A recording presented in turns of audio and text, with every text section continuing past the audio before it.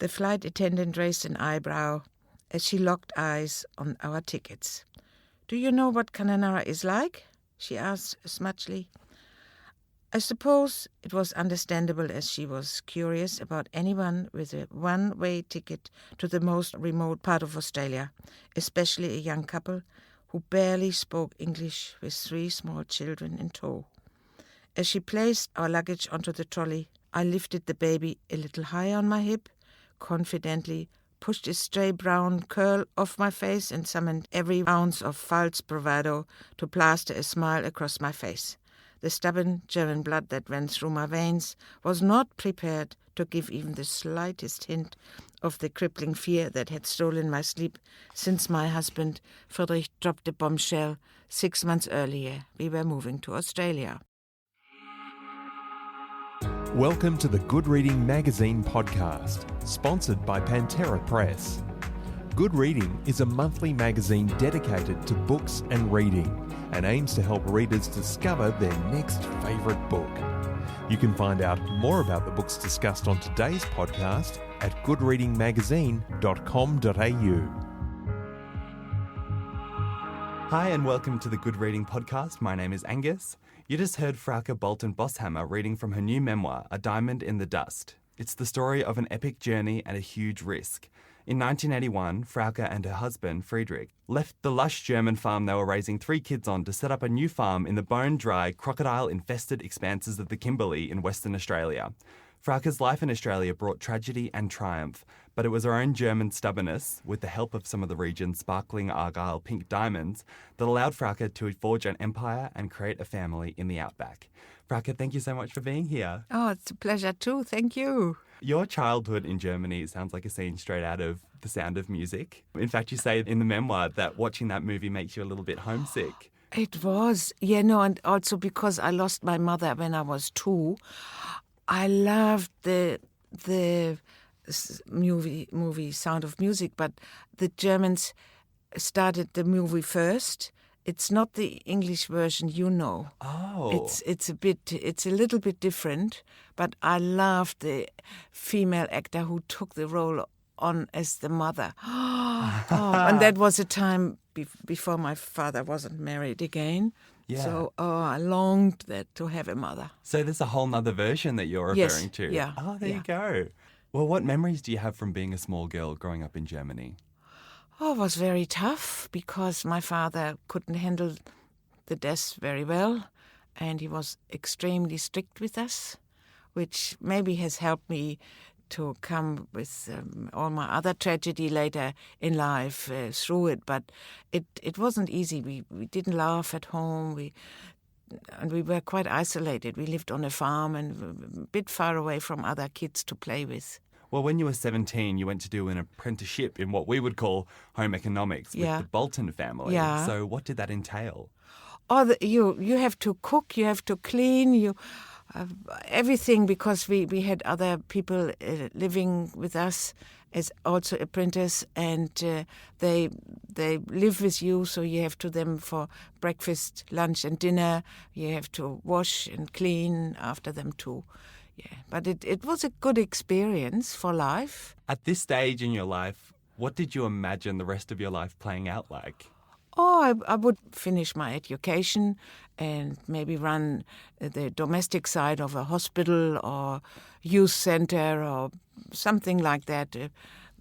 That was my plan. And you would stay in Germany? Yes, of course. So it was at this stage that you met your first husband, Friedrich. Yeah.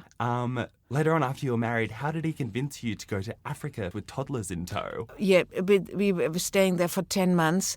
I liked it because I wouldn't have to go through a German winter, and I wanted to have some sun. And it turned out it was the hottest year in 50 years in Africa. Wow. And because it was then Rhodesia, now Zimbabwe, and it had sanctions, and we had not even a fan in the hottest time or so. It was a bit tough, but I made wonderful friends. I'm still friends with our former boss and his wife and his family. It still was a good time.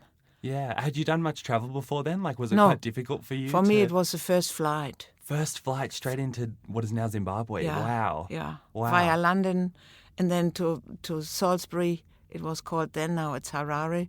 And I never forget it was October and all the blue trees were flowering along the way. It was beautiful. It does sound absolutely beautiful. So not long after you moved back to Germany into what sounds like a very beautiful farmhouse that you'd built.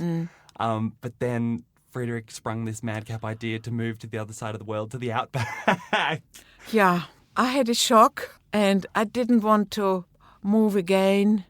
I think just because I lost my mother so early that I feel like I'm a tree who doesn't want to be replanted, a bit grown up, but that's how I feel.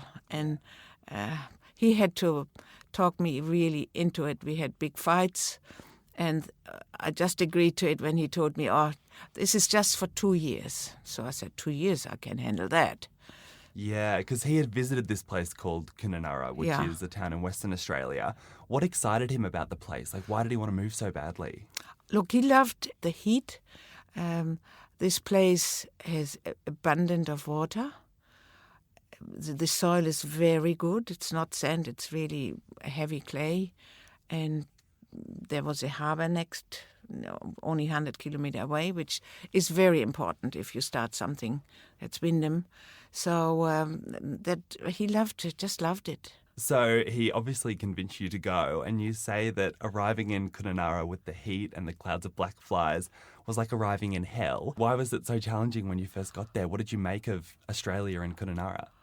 Oh, look, I have said it before, but when I flew, and because Kununurra hasn't got its own tower, they need to fly once around the town to see if it's free to land. I thought not an intelligent soul can live here. And I have to swallow that. I have met so many nice, wonderful, very intelligent people in Kununurra. But at that stage, I thought that. And I've never been so far away, and it is isolated even today. Yes, it is. So what did the place look like when you first moved in? Oh, quite bare. And it was still quite young. I mean, it's only over 50 years old in altogether, and I'm there now for 37 years. How big is the property? We bought 3 farms, so that was about over 1,000 hectares. The farmers had grown cotton, but that was a failure, because they grew it cotton after cotton after cotton, which you can't do. Yeah, so you started experimenting with different crops, right, when you got there to see what would work. Yeah. That sounded like a really difficult process. Oh, it is. It was, and it's farming is different in Australia, in Kununurra, than it was in Germany. And I think Friedrich overestimated this big challenge. What sort of crop ended up doing quite well on that land? In the end, it was soya beans. We started with mung beans, soya beans, and later on it was melons, watermelons, rock melons, pumpkins. That went very well. Okay, watermelons. I think I remember from the memoir that was one of the things that Friedrich said, that the watermelons grow so big. That's one of the lines he used to try and convince you, right? Yeah, and it's true, they can grow really big, yeah. Australia has a bit of an international reputation for being a country full of creatures that all want to kill you. Did it live up to that reputation? Yes, it did. We had crocs. We live so close to the Odd River. There were crocs the lot, and snakes. And when we moved into our house, it was very dirty, but lots of geckos. And they poo everywhere. Yeah. Yeah. There is one really fabulous story in there later in the memoir about a young croc thrashing through your house just at Christmas time. Yeah. That was very entertaining. Yes, it was. But it was not a saltwater, it was a freshwater crocodile. Okay. They're less dangerous. Yes, not as inclined to eat people, right? No. Reading the memoir, it sounds really, really difficult for you those first 3 years with the loneliness that you felt, like you couldn't even make a call, right? We could make a call, but quite often you couldn't hear people very well. And if you phoned Germany, 3 minutes cost $50. even then in '81, so it was even more than now, $50. You know, we didn't do that. You know, not very often. And if we had written down what we wanted to say, so nothing could lost in the 3 minutes. Really? So you used to have to script your phone calls, basically? Yeah. Wow. I guess if you've only got 3 minutes, that's what you got to do. That changed in November '84 when we got STD and ISD. Oh, that was so good. Arriving in the modern age, Yeah. finally. Yeah.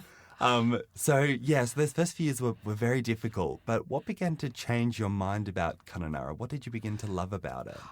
Oh, look, the people are very nice. And we, even after 3 weeks, we started playing tennis, also with Steffi, who always beat me. I never did win one game with Steffi, and that's fine.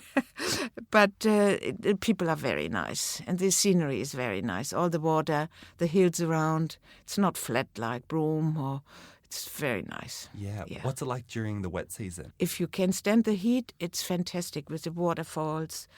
Please do come in the wet season too. Honestly, it's great. You don't experience that, and then there are not so many people. So it's free for you. Yeah, absolutely. It does sound very dramatic with those torrents of rain that can rip the gutters from roofs and everything. It does. Yeah. And the storms and all the lightning is... we just sat recently again on our veranda and watched the lightning. It's a movie. Yeah. It's like a movie. Yeah, one of the best shows on earth, I could imagine. Yeah. So 3 years after you moved to Kununurra, your husband Friedrich took his own life. Yeah. How did you cope with that now that you're on this huge remote property, really on your own now? See, I even need to close my eyes. It was horrible because I wasn't sure. And by then I had my fourth child. Maria was only 20 months old. I didn't know my future. I did, at that stage when it happened, I did not know my future. If I could stay, if I should go back to Germany, which of course my family pushed me heavily. But in the end I decided also for the kids to stay in Australia. I didn't want to uproot them, and they had settled very well. They loved it. It was warm. Yeah, they really settled and felt at home. And I couldn't leave the area too. The spirit of Friedrich was there, and all his hard work. He worked so hard, and he was so proud when he started one piece of land, which was really very heavy clay, really grey, and he was the first one who ever worked it and got the first crop, and he was very proud of it. I just couldn't give it all up. And I didn't want to go back to Germany that people feel sorry for me. If somebody is so unwell, it's a sickness, how can you be cross with them? How can you... I didn't want that. I did not want that. Reading the memoir, you learned that suicide has touched your life many times. Yeah. So do you hope that writing about it and sharing these stories, it begins to help people? Because it does seem to be something that really affects people in rural areas a lot. A lot, yeah. No, it is. It can be a little bit in your genes, and I had no idea whatsoever. And that's why my main reason was that I agreed to write the book in this big way too. If I can help one family that they know, oh, there is a risk with my son or a cousin, that's very important to know. Yeah, because we haven't said now that our Peter died too, my son, of suicide. The pain losing a son that way, but I'm such a positive person. I always said to myself, if he would have been murdered and that what the police thought it was so different how he did it, that's even worse if he would have been murdered. Because then you start hating, and hating is not good. We still don't know why, but we talk about him, and I got so many new grandkids, and I know he's in heaven. I'm a Christian. He's in heaven and is fishing there. That was his big hobby. You did stay in this country that had given you so many challenges, and one of the things that kept you there was discovered by a geologist named Maureen Muggeridge. Yeah. Who was she and what did she discover? she discovered the Argyle diamonds, the pink diamonds. In the 1970s, is Yeah. that right? Yeah. So how did that discovery change your life? How did you come into Oh, contact look, with these diamonds? I had a friend in Perth who had a jewellery shop, and I could buy myself into it, and that started that I had a little showcase in a shop of a friend, and then we had it on our veranda. The guest who went to the Argyle mine came to our place. I offered coffee and tea and a bit more, and so maybe they would buy some. And my first sale really was on our veranda before I had the shop. So what do you love about selling diamonds? Is it something you'd ever imagine, something you do, starting a business and all of this? No, when I started it, I was 43. I had my fifth child with Robert, my new husband, and never, because being in domestic science or whatever you call it, it's very different. But you can do a lot if you put your love and energy into it and don't mind to work hard.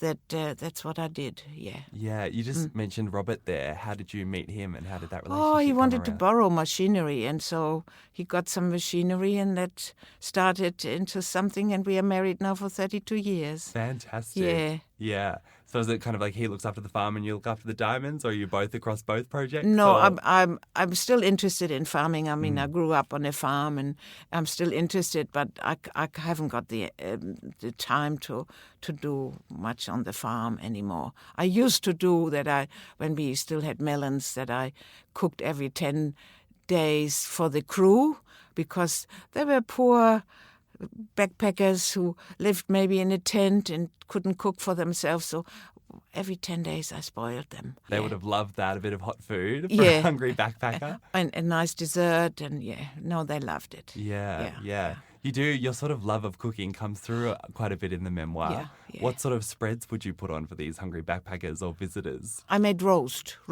with my very famous sauce. My grandkids love it. Oh, Mutti, can you do, when you are in Melbourne, can you do roast with this famous gravy? It's better. Oh, fantastic, fantastic. Good old German recipes, I yes, assume? or for my mother-in-law, yes. Oh, lovely. So with the diamonds, what are some of your most favourite pieces that you've sold or designed over the years? We like to combine some colours. And Argyle is known for mainly for their pink diamonds. They're so rare. It's a good investment. You even can buy it from your super fund. But also the champagne. So we like to have white in a ring, a white diamond, and maybe 2 champagnes in the same color on the side. But we made, for example, when a very special piece when Bez did the Australia Baz movie Luhrmann, in Kununurra, and we made a special piece for that. Fantastic, because that's when the cast and crew sort of took over your home, right? But you weren't really sure what was happening at the time. Exactly, because they didn't have, Kununurra was swamped by Hollywood, and so we offered our house, and in the end, Bez took over and lived in our house, and we lived for that time with my son in their guest room. It seems like you've been at the centre of some very fantastic events that have really put Kununurra on the map. So it seems like you've gone from maybe moving there so many years ago to now being one of its greatest advocates. Is that right? Yeah, could be. I mean, the shop is quite big now, and I had customers from London in there, and she said, "Oh, what have you got on stock here? I wish you would be in London too, Yes. Yeah. That could be a new venture. No, I'm 71, and I think I did most of my part. Yes, you're done with the relocations. Yes. So even now that you're a through and through woman of the outback, it seems that you really maintain your connection to Germany. Yeah. And I was interested to read that you keep 2 pieces of the Berlin Wall framed on your wall. Yes. What significance does that have for you? Oh, look, when we lived in Germany, on our second farm, which was only 5 kilometers away from the border. And whenever we had guests, and sometimes just we went to the border and started waving, but nothing came back. And it was for us Germans just horrible that we were divided. And even now, it's since 89, the wall came down, but it's still a bit divided. We still not have come enough together, even after all these years. It's horrible. It's to divide, and they couldn't in the East. They couldn't leave the country. They were very spied on. They couldn't talk freely. I can tell one example. We have been in Berlin, and then wanted to go to the West, and we were in the train, and there was an older couple in the train, and they didn't say anything. But as soon as we were in West Germany, they started talking. Unbelievable. They were just frightened that there were in the train some hearing devices and they could be heard and talk. Yeah, it was unbelievable. And we as West Germans, at least at our time, we couldn't go into the East. Do you remember where you were and how you found out that the wall had actually come down? Oh, yes. I was in Cananara, and I remember, I think the world was so positive about it that the news were 15 minutes non-stop about the wall come down. And I thought when the wall came down, oh, Friedrich, I want a telephone call into heaven and tell you the wall has come down. To let him know, absolutely, yeah.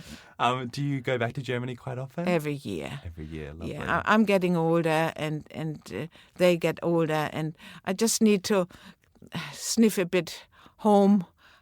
Even home is now really Cananara, but I need to do that for my own sake. I would think a lot of people who read your memoir, Diamond in the Dust, would be very tempted to visit Cananara. What's there to do up there? What's on the bucket list in Cananara? Oh, Cananara. Look, we have also El Cuestro there, which is wonderful to visit, to stay there.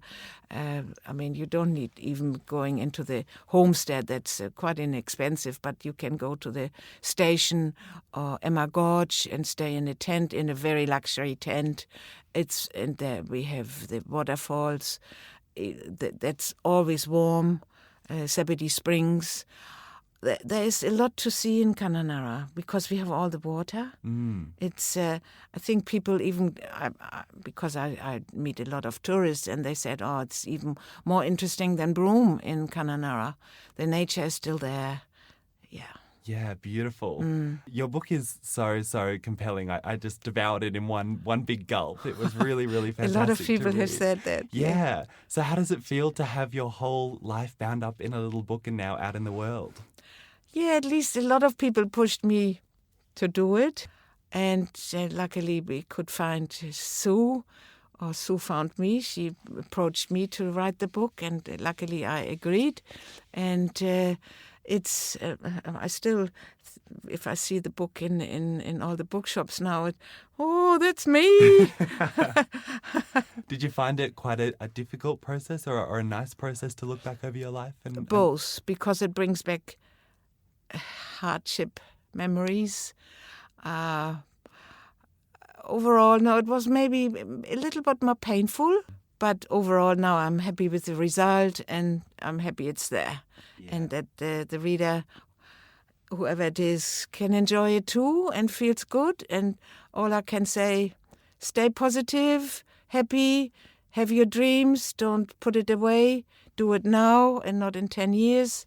And I've also said it's better if you have a dream and start it, and even it might not be successful, but that you have done it, than if you say, I wish I would have tried, but it's too late now. That's what I say about riding a horse. In my next life, I will ride a horse, but now it's too late for me. Well, I wouldn't be surprised because you've achieved so much throughout your life, so I wouldn't be surprised if that's the next string that you can add to your bow. I might break too many bones. Frauke, thank you so much for coming in. I've had a wonderful time chatting to you and an absolutely amazing time reading your book, so thank you so much. Thank you too, Angus. Thank you. A Diamond in the Dust by Frauke Bolten-Boshammer is out now through Simon & Schuster. You can find it at any good bookshop, including Good Reading's online bookshop at goodreadingmagazine.com.au. Thanks for listening.